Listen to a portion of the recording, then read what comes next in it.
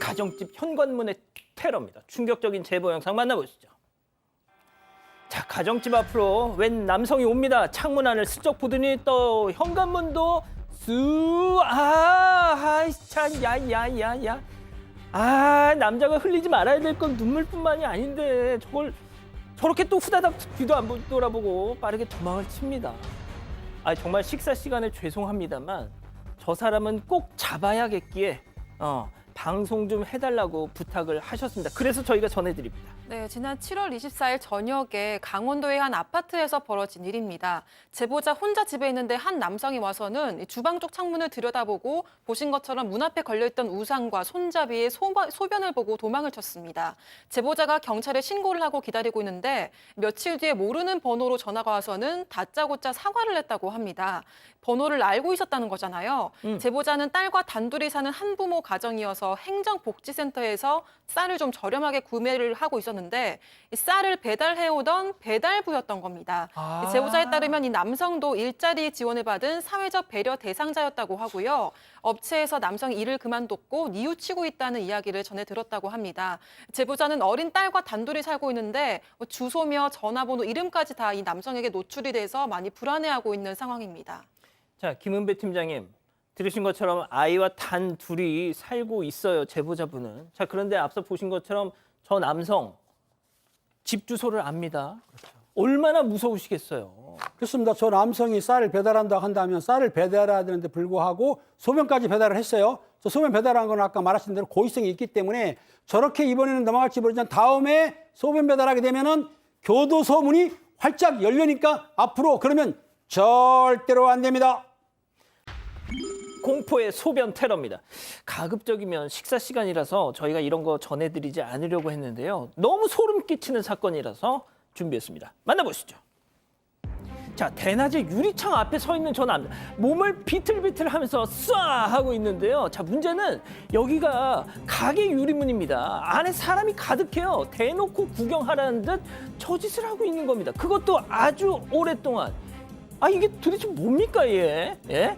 정말 얼굴을 공개하고 싶은 충동을 방송 시작 1분 전까지 제가 고민을 했다는 거 아닙니까? 네, 그럴 법한 상황입니다. 이게 어떻게 된 거냐면 이 제보해 주신 분이 지난해 7월부터 무인 가게하고 요식업을 동시에 이렇게 시작을 하셨다라고 합니다. 그런데 저 남성이 지난해 9월에 그 운영했던 무인 가게 안에서 저런 식으로 이제 소변을 보고 있는 걸 마침 지나가던 이 제보자분의 지인이 그걸 보고 촬영을 했답니다. 그래서 경찰에 신고를 해서 벌금형을 받았대요. 과태료를 받았대요. 네. 근데 그게 지난해 9월이었거든요.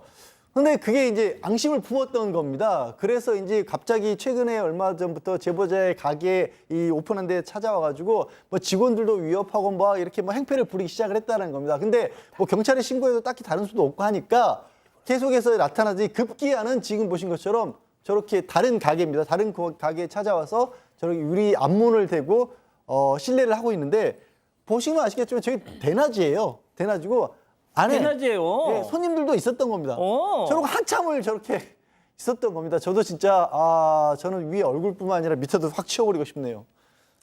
그거는 이제 눈을 베리니까. 네. 예. 자, 그런데 박 변호사님. 예.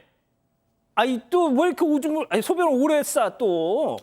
그건 뭐 제가 알 수가 없는데 지금 사실은 행패를 부리는 거잖아요. 그러니까요. 보복하는 거예요. 사장님이 제일 걱정하세요. 보복하는 거예요. 왜냐하면 경찰 조사를 받았다고 하는데 조치는 없어요. 왜 조치 없냐 하면 범죄가 좀 되는지 의문스러운 점이 있어요. 경범죄 처벌법 아니면 공연 음란죄 부분도 좀 어렵고요. 조금 애매하기 때문에 저게 좀 처벌 자체가 좀 그렇고 본인은 그거에 대한 보복 심리로 와서 계속 오줌 누는 소변 보는 모습을 계속 보이고 있는 상황이고 또 이걸 처벌할 수 있냐 이 부분인데 음란죄는 안 되더라도 업무방해죄는 성립할 여지가 있어 보이거든요. 그럼요. 그걸 떠나서 양 변호사도 잠깐 언급했지만 얼굴만 딱 드러내면요 못합니다.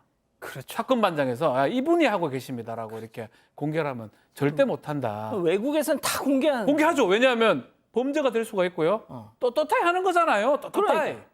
보라고 하잖아 지금. 보여주면 되잖아요. 전 국민들한테. 그러니까. JTBC에서. 비양심 3종 세트입니다. 제보 영상 만나보시죠. 자, 한 잔 딱 자리에서 기립하고요. 비틀비틀 계산대로 가는 저 남성.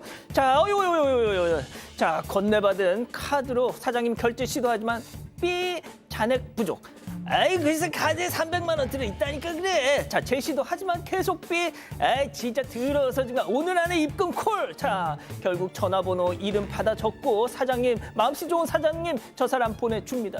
자 그런데 이게 무슨 짓 잠시 뒤에 문 닫고 나가는데 자 그냥 갈까요? 아니죠. 화단에 남자가 흘리지 말아야 할 것까지 저렇게 흘리고 갑니다. 자 노상방뇨에 무전 취식에 뭐 택시까지 타고 갔다. 자 그래서 3종 세트. 자, 택시 타는 거야 탈 수 있다고 하지만 앞에 것들하고 합쳐서 3종 세트가 된 겁니다.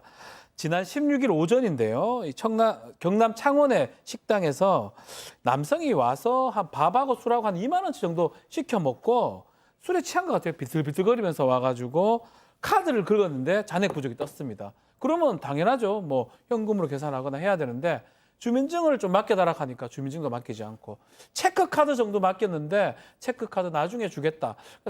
사장님 생각에는 조금 그렇긴 하지만 어쨌든 주민등록증 받고 현금 카드 받고 체크카드 받고 이름 남기고 보내줬다고 합니다. 근데 나가는 도중에 보니까 저런 식으로 노상방뇨를 하고요.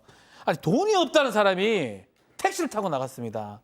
돈 있는 사람 택시 탔으면 별말 없는데 그래서 3종 세트가 된 거고 지금 문제가 더 3종 세트 나쁘게 되는 게 전화 안 됩니다. 아이고. 그리고 연락 안 됩니다. 읽기만 하고 답장을 하지 않습니다. 아이고. 그래서 너무나 화가 나서 다른 피해자 나올 것 같아서 제보를 하게 됐다고 합니다. 그러니까 현재 기준으로는 아직까지 먹튀잖아요. 이거 지금 얼굴 까면 정말 망신스럽거든요. 예.